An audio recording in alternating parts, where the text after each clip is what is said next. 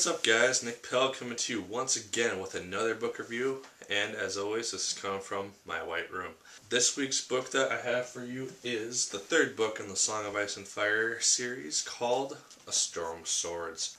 Like I said, this is the third book in the 7-part series of George R.R. Martin. It is also the longest book that I've yet to read in this series. It's about 924 pages, I believe.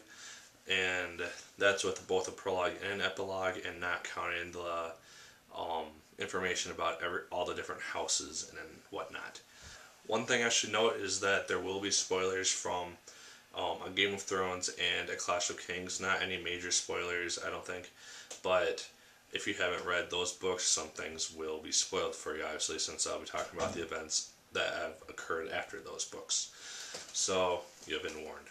So, yeah, hopefully this won't take 15 minutes like the Clash of Kings one did, so let's try to begin.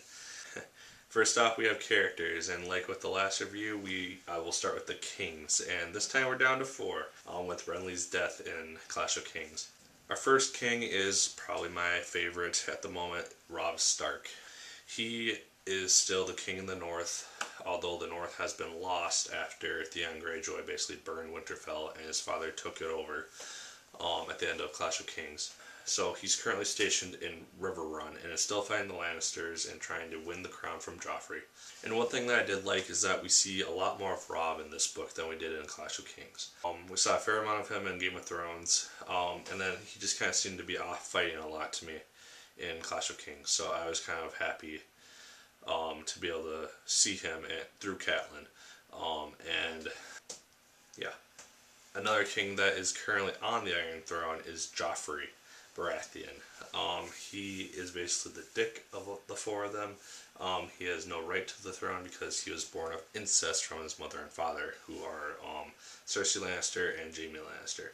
And as was seen in the first 2 books, he is a very cruel king. He has no mercy. He is nothing like his father, Robert. He is on his way to being a worse king than Aerys was. The third person going for the crown and is currently in a basically defeated stage is Stannis Baratheon. He has proclaimed himself king of the Narrow Sea and is the only legitimate heir to the throne, since he is Robert's brother, and Renly is now dead. And as you saw at the end of Clash of Kings, Stannis' army basically fell before the Lannisters in the Battle of Blackwater. So he is basically crippled. He's back in his main area. He starts off the book kind of in a depression because he's been defeated and he has no army and no way of really reclaiming his throne. The other person who is going for the crown but is not in contact with any of these other people is Daenerys Targaryen. She is basically the queen across the water. She is the mother of 3 dragons, and it is said that she will never bear children of her own. So she is literally the last of her kind. And Daenerys starts off this book basically searching for an army under the advice of Ser Jorah, who is basically her most trusted commander and knight and all that stuff. And this is basically what she does for about the first half of her chapters. And then after she eventually gets her army, she begins to pillage some of the surrounding cities. So you get to see her go through that and kind of become a queen, in essence, and see how she deals with that in terms of her subjects. So moving away from the 4 people going for the Iron Throne, we have the Starks as usual. We have Catelyn Stark, who is once again at Robb's side as much as possible. She's also in Riverrun, tending to her dying father. You also see some of her brothers and people who she grew up with in Riverrun. And like I said in the other reviews, she is the mother of Robb, Sansa, Arya, Bran, Rickon. And at the very beginning of the book, she gets herself very unliked because of her decision to free Jaime Lannister.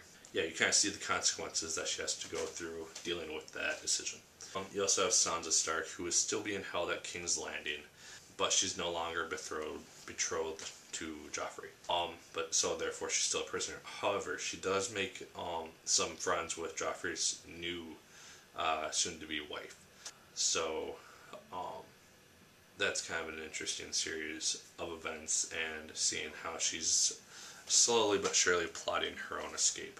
We also see Arya Stark. I'm finally pronouncing her name right. I'm sorry for doing it wrong the past like 2 reviews. But Arya Stark, we see her at the end of Clash of Kings, leaving Harrenhal with Gendry and Hot Pie.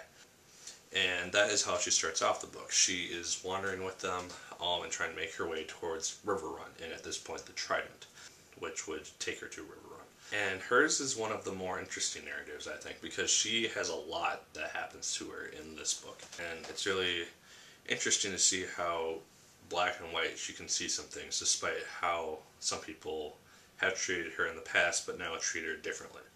We also have Jon Snow, who is basically one of my favorite characters. Jon starts out this book traveling with the wildlings, having killed Mr. Halfhand at his orders and joining them at his orders. And it's really interesting with Jon because you get to see how he interacts with these wildlings, and these people who he's known as an enemy for the past 2 books, he's now living among them and sees that they're not really all that bad, and starts to kind of become enveloped in their culture, and I think it'll make an impact on how he perceives things in future novels in terms of relations with them. We also have Bran and Rickon. I'm going to include Rickon, even though he is not seen at all in this novel, which kind of annoyed me. I was kind of hoping for either a narrative of the person that's with him, or Rickon's own narrative. But we don't see any of Rickon in this book. Hopefully we'll see more of him later. But with Bran, we see him traveling with his 2 friends and Hogar. I believe at this point, trying to get to the wall, try to get shelter with Jon Snow and the Night's Watch, and as with Clash of Kings and some of Game of Thrones, Bran is continually whining about himself being a cripple, which kind of annoyed me because he does it kind of a lot, and it just gets old after a while. So that may be one gripe that I have of the book, and hopefully Bran will stop whining soon. I think he needs to meet Tyrion Lannister at some point, so Tyrion can kind of talk some sense into him about it's not that bad being a cripple, you just have to make the most of it, like he told Jon in Game of Thrones. Alright, we also have Jaime Lannister. This is the first time we've actually gotten to see his narrative, and with good reason this time. Jaime, like I said with Catelyn, Catelyn Stark has freed him from his confinement in Riverrun, and so he is now moving towards King's Landing with the help of Brienne. I don't know if I'm saying that right. I'm probably not. I haven't gotten through season 2 yet, so I don't know if that's how I pronounce it, but that's how I'm going to say it. But she is basically the one person who is attempting to get him back to King's Landing in one piece, and she stays with him throughout the whole novel, and they kind of build a relationship of sorts, which is really interesting. Another cool thing to see with Jaime is that for the past 2 books, for me at least, he has been kind of the bad guy. He's someone who nobody likes, because he tried to, kill Ned Stark about midway through Game of Thrones. He's been perceived as the Kingslayer and a bad guy because of that. By seeing his narrative, you kind of see that he's not really all that bad. He's just kind of, and you see the reasons that he had for killing King Aerys and the reasons for what he does. So that's kind of cool. It makes the story not so black and white. You also have his brother Tyrion Lannister. He is one of the more comical people in the narrative, just for the fact that he is very witty, and that's his major strength, I think. And the story takes place with him right after the Battle of Blackwater, in which he was gravely injured, but he pulls through. He's got a big scar along his face now, lost part of his nose, all that junk. Tyrion and Sansa's narratives kind of collide a lot in this narrative. I'm not going to say why, but it's kind of interesting to see Tyrion interact with Sansa, and you feel kind of bad for him at some points too. We also have Davos. Davos is still King Stannis' main man. He's the main guy he goes to if he wants the truth about something, or truthful opinion. But Davos starts off, I think his first chapter, kind of stranded somewhere on Blackwater after the big battle at the end of Clash of Kings. And you kind of see him at a point of despair, and he's basically ready to die because he believes that there's no way out, no way to get help. And lastly, we have Samwell Tarly. This is a character that we've seen since the first book, mainly in the Night's Watch with Jon as his loyal companion and friend. As we know, Sam is fat and very cowardly, but he kind of changes that a little bit in this book. In the book's prologue, we see that the others are basically attacking the remnants of the Night's Watch that are in the forest, and that includes Samwell Tarly's his group with the Lord Commander. Through Sam, we get to see the events that are unfolding with the Night's Watch while Jon is off with the Wildlands. And his role actually gets somewhat more important because he's actually doing important things in this book, aside from just tending the ravens or being someone that Jon has to protect. So yeah, that is all the characters. I think there are like 13 of them, so thank you for watching through all of them. How long is it so far? Oh, good lord. Oh boy. Alright, we have the plot.